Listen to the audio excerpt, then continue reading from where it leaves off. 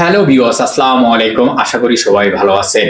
বরবাদ teaser finally বরবাদ team তারা একটু আগেই ফাইনালি ভাবে জানিয়ে দিয়েছে বরবাদ টিজার কবে আসতে যাচ্ছে। এখন অনেকেই এসে বলতে পারেন তাহলে এতদিন কেন সমালোচনা করলেন। তারা তো ফাইনালি জানালো যে প্রথম বিষয় হচ্ছে এটা একটি বাংলা সিনেমা। একজন দেশি ডিরেক্টর বাংলাদেশি ডিরেক্টরের ভিতরে আপনি আসলে কাকে বিশ্বাস করবেন বা কোন প্রোডাকশন হাউসের ওপর আপনি পরিপূর্ণভাবে আস্থা রাখবেন বা আস্থা রাখতে পারেন। সেটা তার প্রপারলি ভাবে স্টাডি থেকে শুরু করে তার ফিল্ম মেকিং থেকে শুরু করে তার গল্প বলার ধরন থেকে তাদের অ্যাক্টিভিটিস এর কারণে সেই সমালোচনাগুলো হয়ে থাকে। তো যাই হোক, বরবাদ টিম তারা প্রপারলি ভাবে আজ জানিয়ে দিল যে বরবাদ টিজার 27 তারিখে সন্ধ্যায় 6:30 আসবে।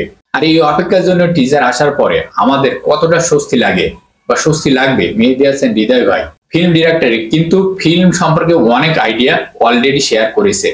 তার ভিতরে সিনেমায় এখন ভাইলেন্স থাকতে যাচ্ছে যেটা বাংলা ফিল্মে এর আগে কখনো হয়নি বা দেখা যায়নি।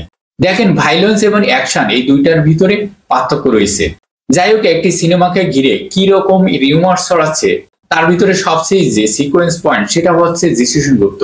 যদি যিশু সেনগুপ্ত থেকে থাকে তাহলে তার টিজারে রিলিজ করা হবে, এবং সেটা যদি হয় যে শাকিব খানের সাথে যিশু সেনগুপ্ত ফেস টু ফেস কোনো একটি অ্যাকশন সিকোয়েন্সে আছে তাহলে পুরোটাই জমে যাবে রে ভাই। এবার ঈদে যতগুলো সিনেমা আসবে তার ভিতরে 1 নম্বরে আছে বরবাদ সিনেমা এবং জঙ্গলি নাম্বার 2-এ। আর এই দুই ধরনের এই দুইটা সিনেমা অনেকটাই মিল রয়েছে।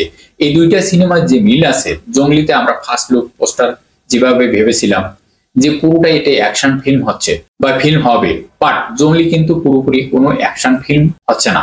জঙ্গলি ফিল্ম হবে একটা প্রেম ভালোবাসার গল্প। সেম বরবাদ এটাও কিন্তু একটি প্রেম ভালোবাসার গল্প। এটা যে ফুললি অ্যাকশন ফিল্ম সেটা কিন্তু নয়। তো বরবাদ টিজার আসার পরে ক্লিয়ার হওয়া যাবে যে আমরা বরবাদ থেকে কি পেতে যাচ্ছি। টিজার যদি ঠিকঠাক ভাবে হয় তাহলে আপনার কাছে কেমন লাগবে অবশ্যই কমেন্ট করে জানাবেন। পরবর্তী ভিডিওতে আবারও দেখা হবে নতুন কোনো আপডেট নিয়ে। ততক্ষণ পর্যন্ত সুস্থ থাকুন, ভালো থাকুন, আল্লাহ হাফেজ।